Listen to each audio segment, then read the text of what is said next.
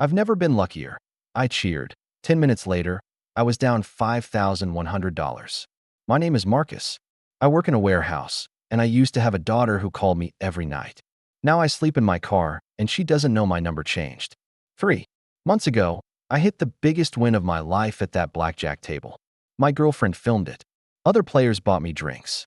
For 10 minutes, I had everything. Rent money, my kids' dance camp, even cash to fix the car. Then I pushed it all forward on one hand. One hand. After that, Tuesday nights turned into Tuesday and Thursday. Then Tuesday, Thursday, and Sunday. My paycheck became chips. My apartment became a notice on the door. The dealer knew my name, knew my daughter's recital was coming up, knew I was lying when I said last time.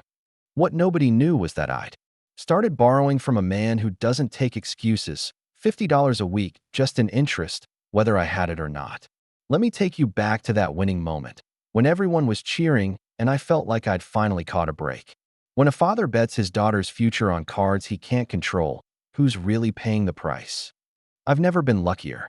I shouted, and I meant it. The $100 chip felt warm between my fingers as I slid it across the felt to Eddie, our dealer. My girlfriend Shayla was recording on her phone, laughing so hard she could barely hold it steady.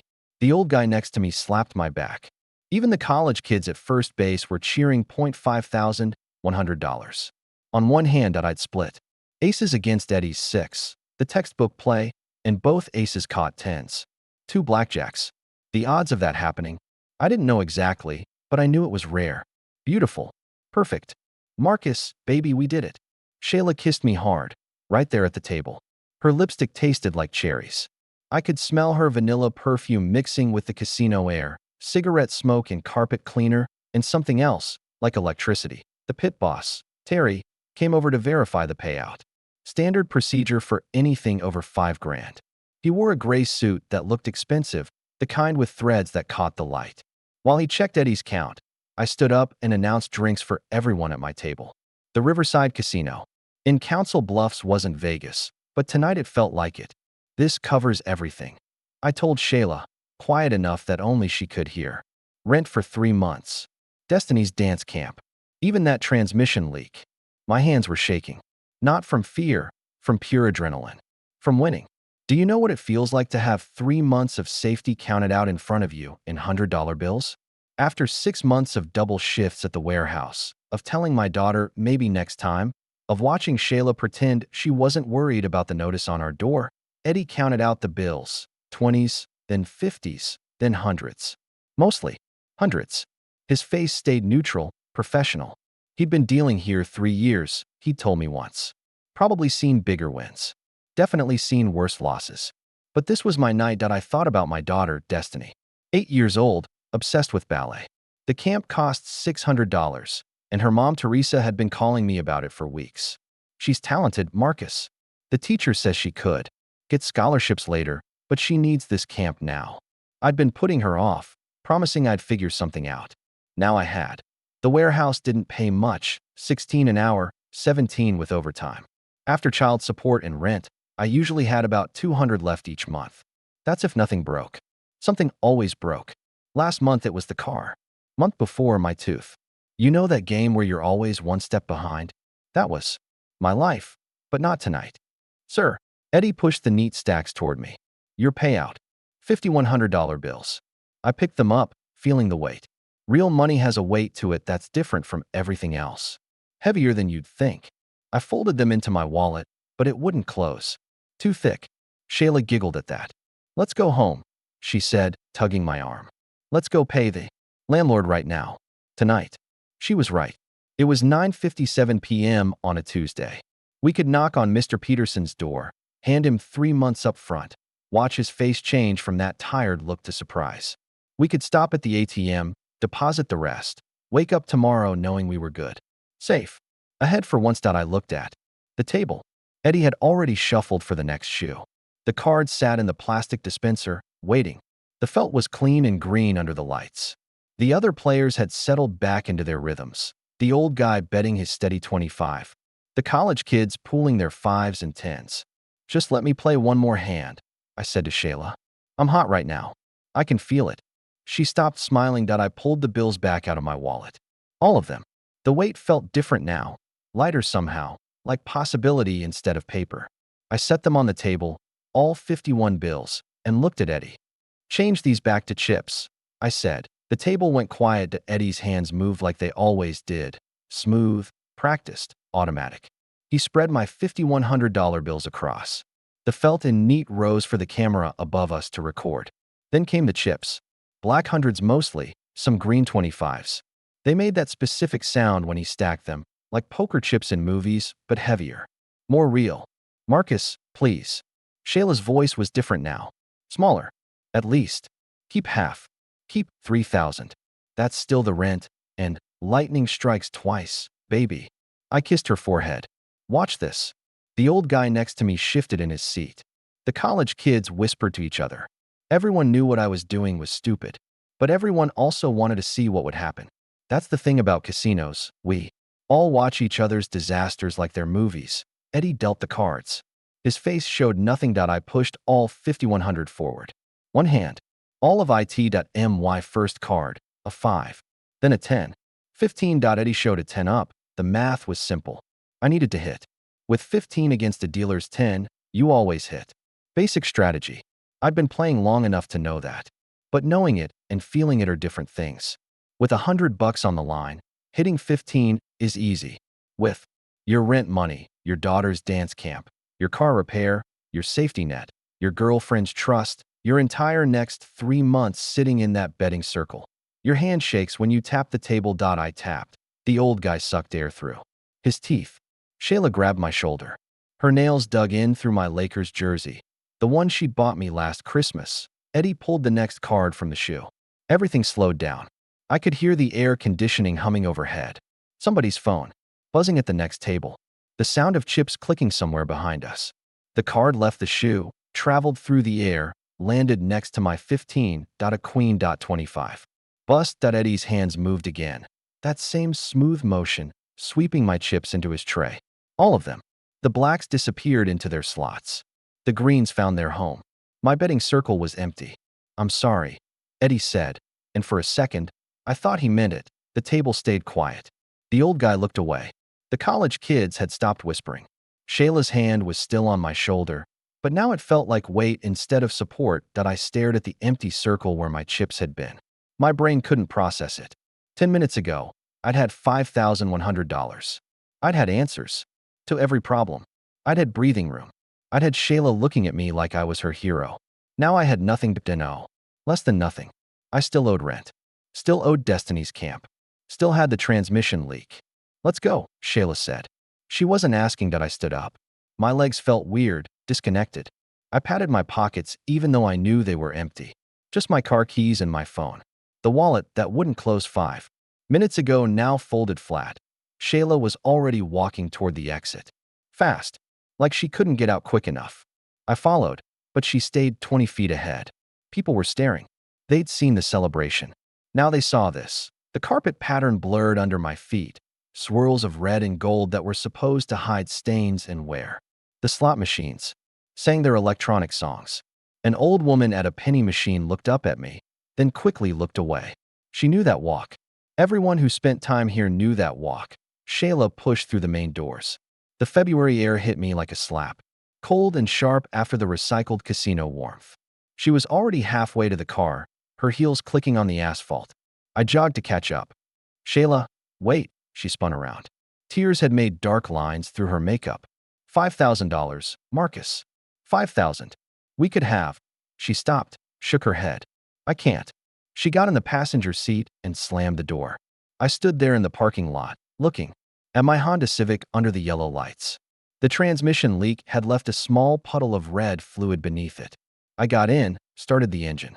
It made that grinding sound it had been making for 2 months. The drive back to Omaha took 15 minutes. Shayla stared out the window the whole time. I kept thinking of things to say, explanations, apologies, promises. But nothing came out. She was texting someone. Her sister, probably. When I pulled up to our apartment building, she got out before I'd fully stopped. I'm staying at Rachel's tonight, she said. Then she was gone, up the stairs, inside. I heard the deadbolt turn. Thursday came like it always did. Alarm at 5:30, shower with the water that never got quite hot enough, coffee in the travel mug with the broken lid. I'd slept maybe 3 hours on the couch. Shayla had come home Wednesday afternoon while I was at work, packed 2 suitcases. Left a note. I need time to think. My paycheck hit my account at midnight Wednesday. $412 after taxes.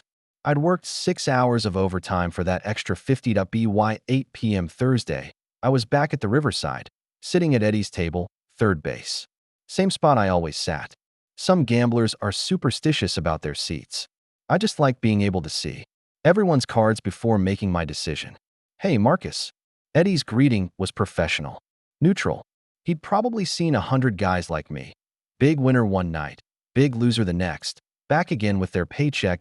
I put 400 on the felt chips. While Eddie counted them out, I texted Shayla, at work late. Inventory thing. Love you. She read it. No response. The chips felt lighter than Tuesday. Cheaper. 400 was nothing compared to what I'd held 2 nights ago. But it was something. If I could run it up to 800, that'd cover half the rent. Give me breathing room to figure out the rest. I played smart this time. Basic strategy only. $10 bets. No doubling down unless the math was perfect. For an hour, I held steady. Up 50, down 30, up 20. My phone buzzed. Teresa calling. I let it go to voicemail. Your ex? Eddie asked, dealing the next hand. Yeah, probably about the dance camp. How old's your daughter? 8. Eddie dealt me 2 sevens. He showed a 6. I split them, putting out another 10. First 7 caught a 4, doubled down, got a 10. 21. Second 7 caught another 7, split again. This was how you were supposed to play. Mathematical. Emotionless. Teresa's voicemail played in my earbuds. Marcus, the deadline for camp is Monday. I need to know if you're covering your half. Destiny's been practicing extra all week. Don't do this to her. I won all 3 hands. Up to 480 now. My phone lit up with another text from Shayla. Just a question mark. Still at work, I typed. Back. Probably another hour. The lie came so easy. Easier than explaining I was trying to win back what I'd lost. Easier than admitting I couldn't stop thinking about those 2 blackjacks, about how close I'd been to fixing everything. Eddie dealt another shoe. The cards started going cold. Dealer pulled 21 3 times in a row. I got stiff 12 through 16 over and over, the worst possible hands. Each time, the math said hit, and each time, I busted. Down to 300 point, 200 point, 100. Taking a break, Eddie asked when I stood up. Just hitting the ATM. The Cash Advance Express was 2 blocks away, open till midnight. The woman, behind the bulletproof glass, didn't look up from her phone. How much? 300. That's 420 back in 2 weeks. License. I slid my ID through the slot. She typed something, frowned. You already have 200 out with us. I'd forgotten about that. From last month when the transmission started leaking. Can I get 200 more? 150. That's 390 total you'll owe in 2 weeks. Fine. She counted out the bills. All 20s, crisp from the bank. I signed the paper without reading it. The interest rate was probably 30%. Maybe 40. Didn't matter. I needed to get back to the table while Eddie was still dealing. He was my lucky dealer. Had to be, after Tuesday. Back at the casino, someone had taken my seat at third base. I sat at first base instead. Everything felt different from this angle. Eddie looked younger. The lights hit the cards wrong. My phone showed 10:47 p.m. I played the 150 carefully. Disciplined. Grounded up to 200. Then 250. Then back to 200. Then 150. Then gone. Tough night, the old guy from Tuesday said. He'd been watching. Just variance, I said, using the word I'd learned from the YouTube videos. Long term, the math works out. But the math wasn't working. The math said the house had a 0.5% edge if you played perfect basic strategy. The math didn't account. For rent due in 6 days. For a daughter who needed dance camp. For a girlfriend who wasn't coming home. For the way your chest felt tight when you stood up from the table with empty pockets. See you Tuesday? Eddie asked as I left. Yeah, Tuesday. I sat in my car for 30 minutes before driving home. Watched people come and go through the casino. Doors. Winners walked different than losers. Shoulders back versus shoulders forward. Fast steps versus slow. I wondered which walk I had now. The apartment was dark when I got home. No note. No new missing stuff. Just the indent in the couch pillow where I'd slept last night. I texted Shayla, home now? Miss you. Read at 11:43 p.m. No response. The rent notice was still on the kitchen counter. 5 days left. Tuesday came with an emptiness in my pocket and a weight in my chest. I'd gotten the payday loan Monday, 600 at Easy Money, different company from Cash Express. The woman there had yellow nails that clicked against her keyboard. As she explained, I'd owe 840 in 2 weeks. That's 40%, I said. It's clearly stated in the terms. Click, click, click. Sign here. The bills came out warm from their printer. 600s, sequential serial numbers. Fresh money that didn't know it was already spent. Eddie was setting up his table when I arrived at 8. The Riverside had that Tuesday night energy, not packed, but alive. Retirees at the slots, a bachelor party at the craps table, the usual faces at blackjack. How's things? Eddie asked, professional small talk while he shuffled. Getting better. Vince sat down next to me, the guy who ran the Mediterranean food truck downtown. Good player, disciplined. Always bought in for exactly 500. Left when it was gone or doubled. Rough beat last week, he said. Saw the whole thing. Yeah, well, that's cards. I laid my 600s on the felt. Eddie spread them for the camera, counted out chips. The weight felt right in my hands. This time would be different. I'd studied videos all week. Card counting, betting progressions, the Kelly criterion. I had a system now. First shoe, I went up 200. The count was positive. More small cards had come out, meaning tens and aces were due. I increased my bet to 50. Blackjack. There we go, Vince said. Back on track. By 10 o'clock, I had 1100. Almost double. Enough to pay the landlord. Something, keep him off my back. Maybe get Shayla to come home. But 1100 wasn't 5000. Wasn't even close to what I'd held a week ago. Color up? Eddie asked. Nah, let's keep going. The count went negative. I should have decreased my bets, but I kept them at 50, then 75, then 100. The math in my head got fuzzy. Was it +3 or +4? How many decks were left in the shoe? Vince colored up at midnight. Exactly 1,000 in profit. Key is knowing when to walk, he said. That I nodded like I understood, but my chips were already shrinking. 800, 600, 450. The system wasn't working, or I wasn't working the system right. A guy in a cheap suit had been watching from the high-limit area. White sneakers, hence the nickname everyone whispered, Sneakers Pete. When I lost my last chip at 12:30, he walked over. Tough night, friend. Marcus, right? I don't know you, I said to Sneakers Pete, even though everyone knew who he was. No, but you need me.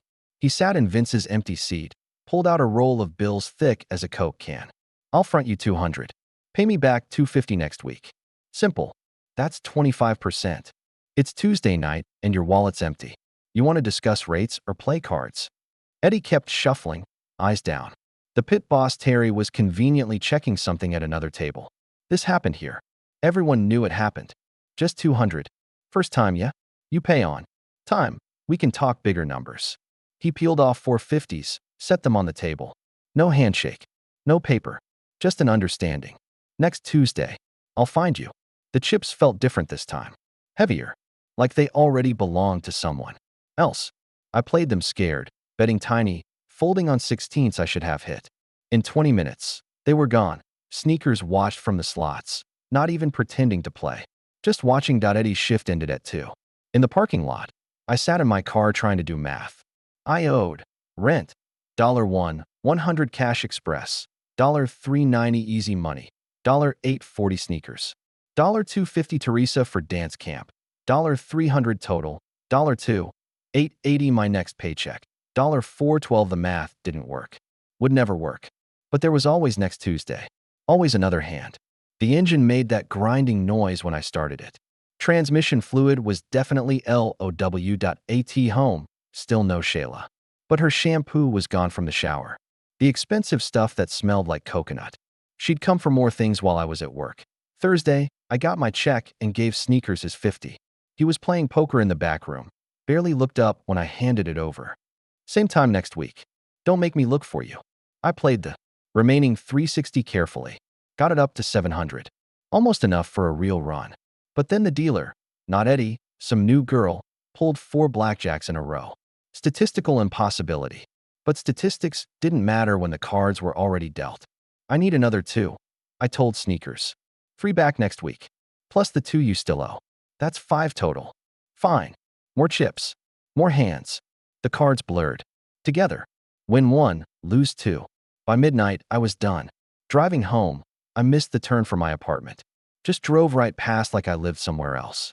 Had to circle back, park in a different spot because someone had taken mine. The eviction notice was taped to my door. 5-day warning. Pay or vacate. Thursday of the second week, I worked a double shift. 16 hours moving boxes, loading trucks. My back screamed, but overtime meant an extra 120 before taxes. Maybe 90 after. You look rough, my supervisor Dale said. Everything okay? Just need the hours. Well, pace yourself. Can't have you getting hurt. During lunch break, I sat in my car listening to Teresa's voicemails. 3 of them, each more frustrated. The last one, Marcus, if you can't cover the camp, at least tell me. Don't leave us hanging. Destiny keeps asking if Daddy's going to her recital Saturday. Saturday. I'd forgotten about the recital. That evening, I had $400 from my check after giving Sneakers his weekly 50. Back at Eddie's table, I felt hollow, like I was watching myself from outside. Mechanical hands placing bets. Mechanical voice, saying hit or stand. You good? Eddie asked after I'd been sitting silent for 10 minutes, just staring at my cards. Yeah, just tired. I wasn't good. I'd been sleeping in the casino parking lot between shifts, showering at the truck stop on Highway 29, cheaper than gas driving back and forth. My clothes smelled like cigarettes and desperation. The cards came in waves. Up to 600, down to 3, up to 5, down to 2. My phone buzzed. Shayla, your landlord called me. Says you haven't paid rent. I stepped away from the table. To type back, handling it. Small delay with payroll. Don't lie to me, Marcus. I'm not. I'll fix it. She didn't respond. When I got back to the table, Eddie had dealt around me. My chips sat there waiting. $200. Might as well be 2 cents for all the good it would do. I played it up to 700 over 2 hours. Disciplined. Smart. Then saw the count go positive, really positive. Plus 7. This was it. The math said bet big. I pushed all 700. Forward. Eddie dealt me 20. He showed a 6. The book said stand. Always stand on 20. He flipped his whole card. 5. 11 total. Hit. 10. 21. The chips disappeared into his tray. $700 that could have kept the lights on, bought groceries, paid down something. Gone. I'm tapped, I told Eddie. Unless, he shook his head slightly. The casino wouldn't extend credit to someone like me. I wasn't a high roller. Just another paycheck to paycheck guy drowning in his own bad choices. Sneakers appeared, like he could smell desperation. Need more? I can't. I already owe you 200. 300. It's Thursday. Interest adds up. I don't have 300. You got a car? Yeah, but title loan. I know a guy. Get you $2,000 tonight. Pay me what you owe, play with the rest. 2,000. Enough to catch up, maybe get ahead. What's the rate? Don't worry about rates. Worry about right. Now, the title loan place was in a strip mall between a liquor store and a payday advance shop. 3 businesses feeding off each other. Sneakers made a call, and they stayed open just for me. Honda Civic, 2009. The man behind the desk had a snake tattoo creeping up his neck. I can do 1,800. Sneakers said 2,000. 1,800. Take it or walk. I signed papers I didn't read. Terms I didn't understand. All I knew was I walked out with $1,800 bills and my car keys still in my pocket. For now. Back at the casino, I gave Sneakers 300. He counted it twice, nodded. We're square for this week. Don't forget next week's payment. 1,500 left. I sat at Eddie's table feeling powerful again. Like Tuesday 3 weeks ago when I'd had $5,000. This was my comeback story. Big buy-in. Eddie said, spreading the bills. Fresh start. I bet smart for exactly 1 shoe. Then the itch started. Small bets weren't going to solve my problems. I needed multiplication, not addition. 200 hand. Then 3. Then 5. Win some, lose more. The pattern every gambler knows but can't accept. By 2 a.m., I had 600 left. The smart play was to leave. Pay something toward rent. Buy groceries. Get Shayla flowers. Instead, I put all 600 on one hand. You sure? Eddie asked. First time he'd ever questioned my bet. Deal the cards. 16. Against his 7. I stood. He flipped a queen. Busted, Back to 1200. See, the system worked. Just had to bet big when it mattered. Next hand, 500 lost. Next, 700 lost. Last hand of the shoe. Everything. Marcus. Eddie's voice was quiet. Maybe call it a night. Just deal. He did. I got 11. Doubled down with money I didn't have. Pulled cash from my wallet. My last $40. Gas money. Food money. Hit a 7. 18. Eddie had 17. I'd won. $440. Enough for nothing. Not rent. Not the title loan. Not even 1 week's interest to sneakers. Color up. Yeah. I drove home with 4 black chips in my pocket. The car made a new noise now. Something in the front end clicking. Added to the list of things breaking down. The apartment was dark. Cold. I'd been keeping the heat at 55 to save money. In bed, fully dressed under 2 blankets, I did the math again. Next week I owed. Sneakers. $250. New loan. Title loan. $180. First payment. Cash Express. $390 easy money. $840 total. $1 $660 paycheck.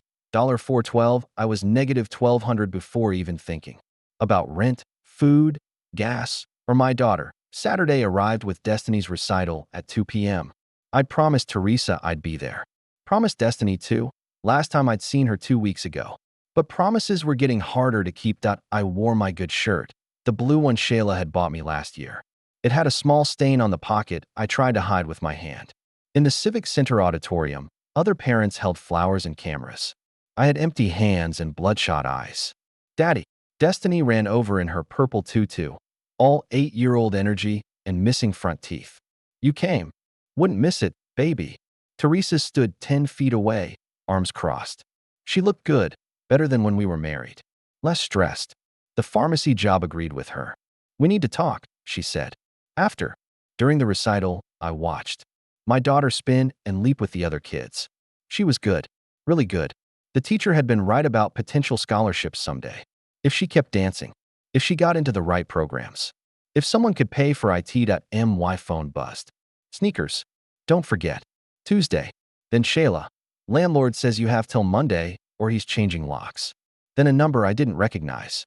Probably another creditor. After the recital, in the parking lot, Teresa didn't waste time. You look terrible. When's the last time you ate a real meal? I'm fine. You're not fine. Destiny says you haven't called in a week. You missed her school play. Now you show up here looking like. She stopped. Are you using? What? No. Jesus, Teresa. Then what? Because something's wrong. I almost told her. Almost said the words. I'm in trouble. I can't stop. I need help. But Destiny was there, holding her recital flowers another parent had given her, looking at me with those eyes that still believed I was a superhero. Just work stress. Extra shifts. Teresa studied my face. She knew me better than anyone. 5 years of marriage, 2 years of divorce, 8 years of raising a child together. She knew. The dance camp, I'll have it Monday. Another lie. They came so easy now. Marcus, if you can't, I'll have it. Destiny hugged me goodbye. She smelled like baby shampoo and hairspray. Love you, Daddy. Love you too, Princess. Watching them drive away, I felt something crack inside my chest. Not break, just crack. Like ice before it shatters. That night, I didn't go to the casino. I sat in my apartment with the lights off, holding the 4 black chips from Thursday. For $100. I could buy groceries. Pay the electric bill before they shut it off. Put gas in the car. Instead, I drove to the Riverside at 11 p.m. Different dealer, not Eddie. Lost all 4 chips in 30 minutes. I in the parking lot. Sneakers was leaning against a Cadillac. Heard you're having a tough run. I'm good. No, you're not. But I can help. $5,000. Right now? Cash. 5,000. Same as I'd won that first night. I could fix everything. Pay everyone. Start fresh. What's the catch? No catch. Just business. 5 now, 7 back in 2 weeks. 7,000. That's 40%. It's 5,000 cash at midnight in a casino parking lot. You want to negotiate? Go to a bank. I took the $5,000. Sneakers counted it out against his Cadillac's hood. $100 bills, worn but real. Behind us, the casino's neon sign flickered. The art in Riverside had been dying for months. 2 weeks, he said. Don't make this complicated. Back inside, I didn't go to the tables. Not right away. I stood by the ATM counting out what I could fix. 1100 for rent, 390 for Cash Express, 840 for easy money, 300 for Destiny's Camp. That left about 2500 but the tables were right there. Eddie's shift had started. He was dealing to the old regular and a young couple clearly on their first casino date. The girl kept squealing when she won $5. Just one. Shoo, I thought. Run the 2500 up to 5000. Pay everyone and have money left over. Welcome back, Eddie said when I sat down. 3 hours later, I had nothing. Not even enough for gas. The young couple had left up 200, holding hands. The old regular had broken even and gone home. I sat alone at the table while Eddie shuffled for nobody. Marcus, he said, can I say something? It's fine. I'm fine. No, you're not. I see guys like you every week. The chase always ends the same way. You don't know my situation. I know you had $5,000 3 weeks ago. Now you're borrowing from Sneakers. That only goes one direction. I wanted to argue, but my phone was buzzing. Teresa, dance camp deadline is Monday morning. Need answer tonight. Then Shayla, got my stuff. Left your key on the counter. Then Dale from work. Missed your shift today. Call me. Saturday. I'd been scheduled for Saturday morning. Forgot completely. I gotta go, I told Eddie. Marcus, get help before it's too late. But it was already too late. I knew it driving home. Knew it walking into my empty apartment. Shayla had taken her things, but left mine, a kindness that hurt worse than if she'd destroyed everything. Her key sat on the counter next to the eviction notice. I called Dale back. I'm sorry, Marcus. No show, no call. Company policy. I have to let you go. Dale, please. I need this job. I warned you. I'm sorry. No job. No money. 7,000 due. To Sneakers in 2 weeks. Plus the title loan. Plus everything else. Sunday morning, I called my brother David. I need a loan, I said. Just temporary. How much? 2,000. Jesus, Mark. For what? Car repairs. Transmission. He sighed. David was an electrician, made good money, had a stable life. Everything I used to have. I can do 1,500. But this is it. Last time. Thanks. I'll pay you back. You always say that. The money hit my account Monday morning. I paid the landlord 1,100. Told him I'd have the rest soon. He gave me another week. That left 400. Monday afternoon, I called Teresa about the dance camp. I don't have it, I said. The words felt like swallowing glass. Silence. Then, Marcus, you promised her. I know. She's been practicing extra. Every day? Talking about it nonstop. I know. What do I tell her? Tell her. I stopped. Tell her what? That daddy lost her camp money on cards? That daddy couldn't stop even when he was ahead? Tell her I'm sorry. Teresa hung up. Tuesday came like a storm I could see coming but couldn't avoid. Sneakers would want his weekly payment. 250 I didn't have. The 400 from David was already down to 200 after gas and food. I'd been living on dollar menu items and tap water. At the casino, I found Sneakers at his usual poker table. I need more time, I said. He didn't look up from his cards. Time costs money. I lost my job. Not my problem. Just a few more days. I'm getting unemployment. You owe 250 today, plus $5,000 in 12 days. You want to add to that? No. Then figure it out. I had 200. Put it all on one hand at Eddie's table. Lost. Sneakers watched from across the room. When I stood up with empty pockets, he walked over. Your car, he said. Sign it over. That covers this week and next. I need my car. For work. You just said you don't have work. To find work. Not my problem. Car or cash. Choose. My Honda was worth maybe 3,000. The title loan company already had the title, but I still had the keys. Still had possession. I can't. Then you better find 250 by midnight. Or we have a different conversation. He walked away. Eddie pretended not to have heard. The old regular suddenly needed to use the bathroom. Everyone knew what different conversation meant. That I called David. I need another loan. I just gave you 1,500. I know. I'm sorry. Just 300. For groceries. Mark, what's really going on? Nothing. Just between jobs. You sound scared. I'm fine. He sent the money. I gave it to Sneakers at 11:45 p.m. He counted it, nodded, walked away. Wednesday, I signed my car over to the title loan company to pay off that debt and avoid prosecution. They gave me 72 hours to clear out my belongings. I took my phone charger, an old jacket, and a photo of Destiny from the visor. Left the rest. Thursday was my old payday. No check came. Friday, David called. Teresa told me about the dance, camp, and the gambling. It's not. Don't lie to me too, Mark. How much do you owe? 5,000. To who?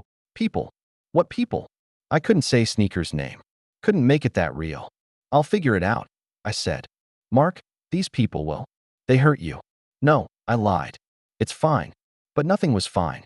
I was sleeping at the library during the day, the casino at night, showering at the truck stop, eating once a day, and in 4 days, I owed Sneakers $5,000 I'd never have. The crack in my chest from Saturday had spread. I was all cracks now, waiting to shatter. Saturday night, I walked to the casino, 2 miles from the library where I'd been charging my phone. My legs felt weak. I'd eaten just a pack of crackers I'd found in my old work locker before they cleaned it out. The riverside looked different on foot. Bigger, brighter, like it was feeding on the darkness around it. Cars pulled in and out of the lot. Normal people with normal problems, not the kind that ended with Sneakers. Inside, I had nothing to gamble. Just watched others play. Eddie saw me standing behind his table. No action tonight, he asked between hands. Just watching. The old regular was there, playing his steady 25.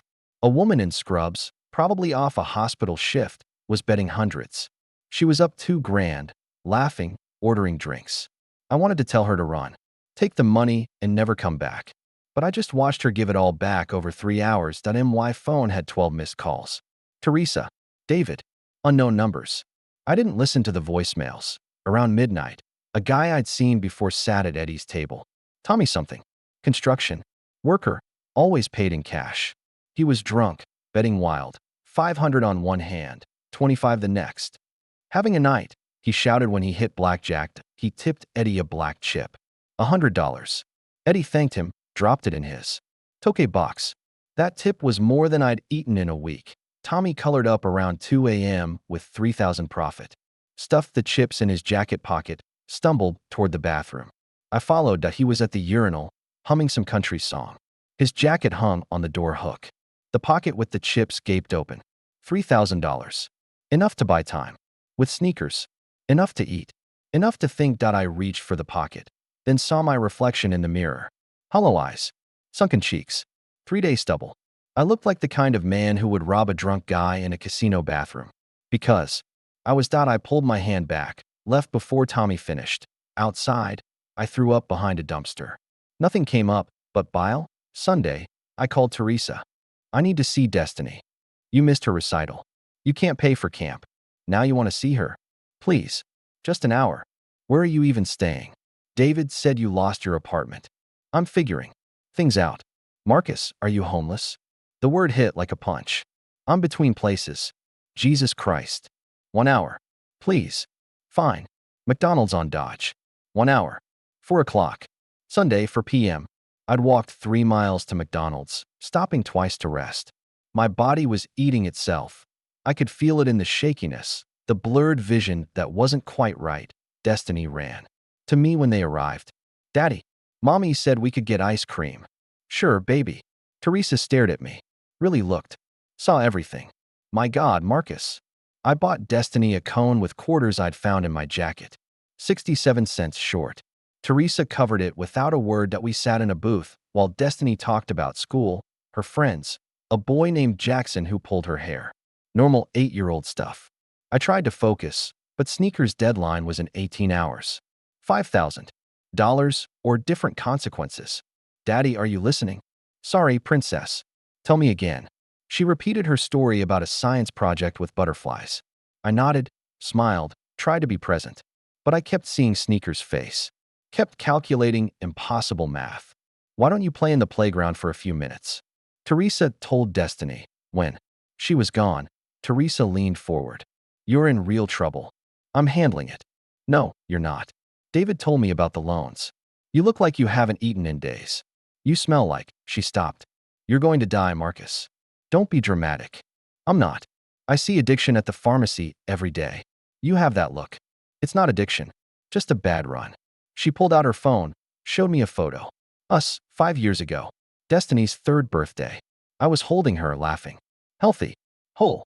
That man would be disgusted by what you've become. The words should have hurt. But I was past hurt. I was in survival mode. Can you loan me? Absolutely not. Just 1,000. I'll pay you back. With what money? You don't even have a job. Destiny. Came back. Ice cream on her chin. Can daddy come to dinner? Not tonight, sweetie. Why not? Teresa looked at me. Waited. Making me say it. I have to work. I said another lie. They came like breathing now. I in the parking lot. Destiny hugged me. Love you, daddy. Love you too. Teresa stopped me before I could walk away. Marcus, whatever you owe, whoever you owe it to, go to the police. I can't. Then what's your plan? I didn't have one. Just a countdown. 17 hours. Monday morning came gray and cold. I'd spent the night in the casino parking lot, huddled in a doorway where the cameras didn't reach. My phone was dead. Didn't matter. Nobody I could call anyway. At 8 a.m., I watched the morning shift change. Dealers coming in fresh, leaving tired. Eddie wasn't working. Mondays were his weekend. But I saw Terry, the pit boss, arriving in his gray suit. An idea formed. Desperate. Stupid. But I was out of options. I waited till Terry was alone in the parking lot. Terry. He turned, recognized me, took a step back. Marcus. You okay? I need help. I can't extend credit.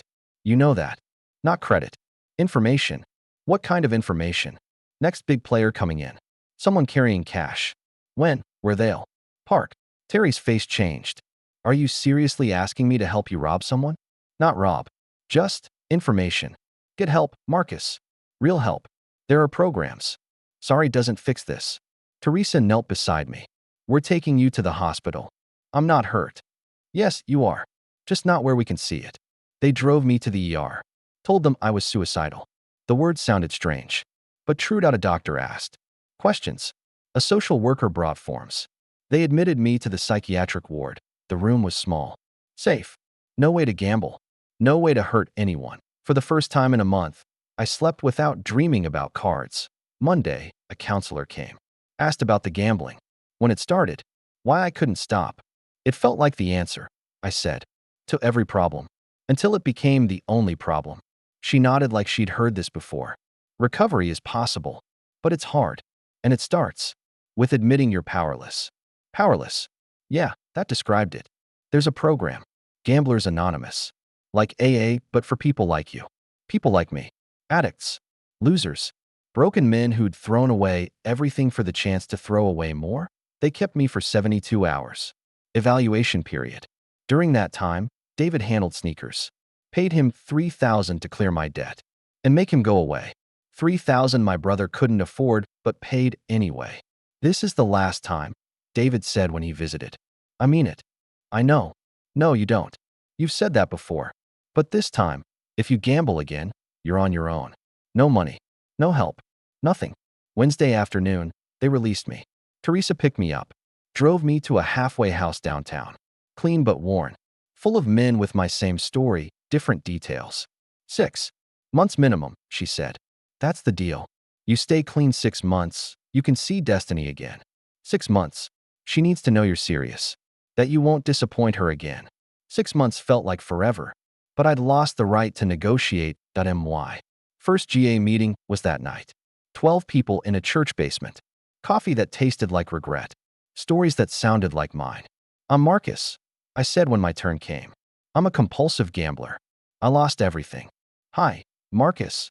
They said together. An older man named Carl. Sponsored me. 20 years clean. He'd lost more than me. House, business, family. But he'd rebuilt. It never goes away, he said. The want. You just learn to live with it. Days passed. Then weeks. I got a job washing dishes. Minimum wage, but honest. No access to cash beyond my needs. Direct deposit to an account David controlled. 60 days clean. I wrote Destiny a letter. Told her I was sick, but getting better.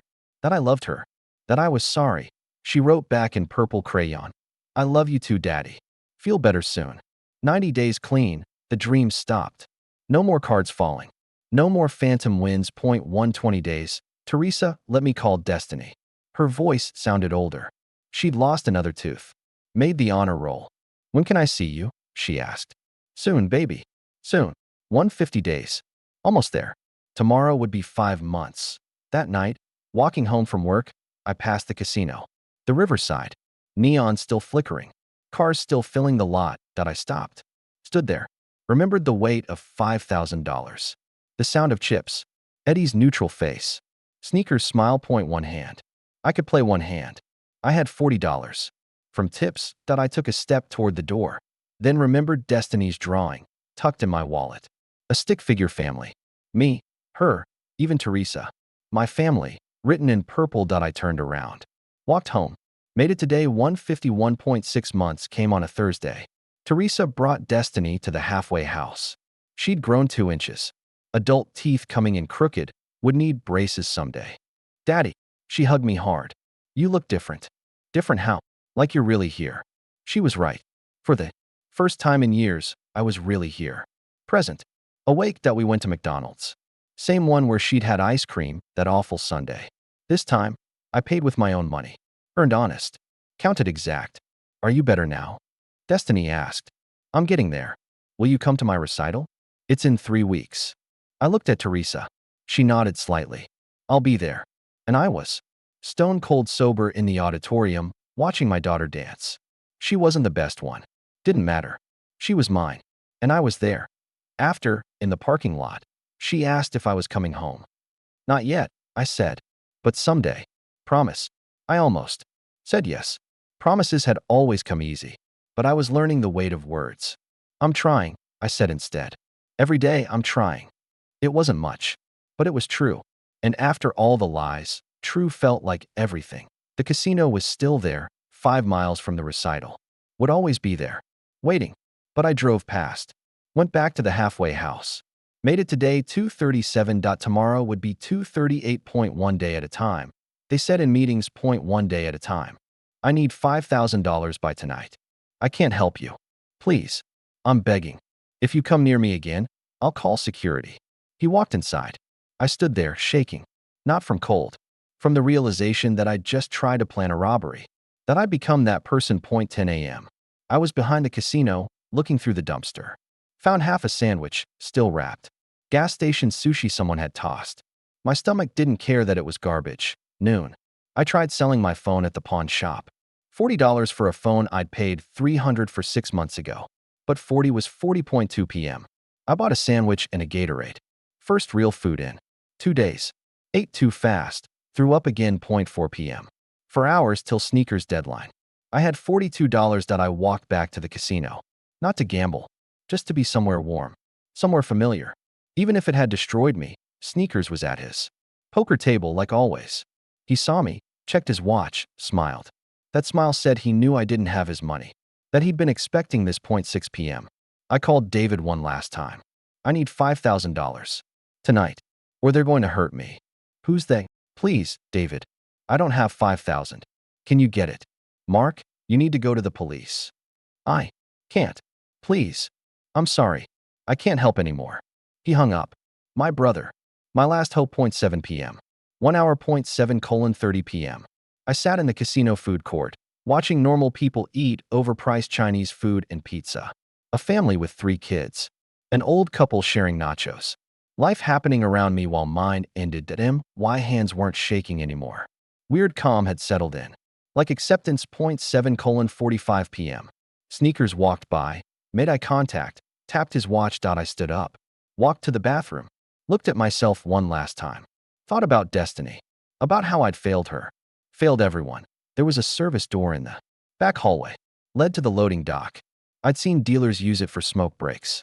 I pushed through. The loading dock was empty. Dark. I could run. Just run. Leave town. Disappear. But men like Sneakers had reach. They'd find me. Or worse, they'd find my family. 8 p.m. I walked back inside. Sneakers was standing by the ATM. Time's up, he said. I don't have it. I know. So what happens? We take a ride. 2 men I'd never seen before flanked me.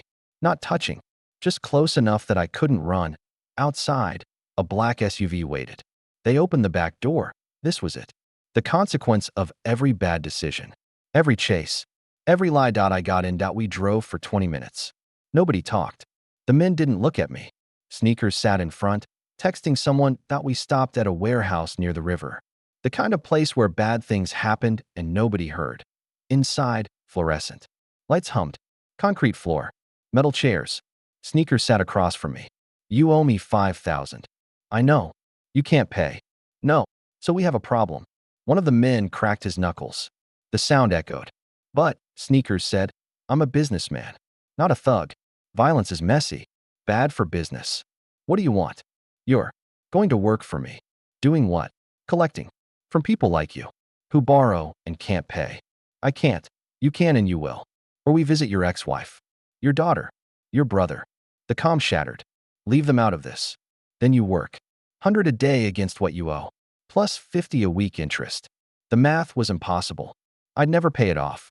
But Destiny's face flashed in my mind. Okay, smart. Choice. Tuesday, my first day working for Sneakers. He gave me a list. 3 names. 3 addresses. 3 amounts. Just knock, he said. Remind them payments due. Bring back the money. The first address was an apartment complex worse than my old one. Peeling paint. Broken security door. I knocked on 4B. A woman answered. Maybe 50, wearing a Walmart uniform. You're not Pete, she said. He sent me. Her face went pale. I have half. My check was short. My daughter got sick. How much? She handed me $60. Crumpled 20s. He wants 120. I know. Friday. I'll have it Friday. I should have pressed. That was my job. But I saw myself in her eyes. That same desperation. Friday. I said and left. Second address was a house in a nice neighborhood. Lawyer or something. He paid his $300 without talking, just disgust in his eyes. At me. At himself.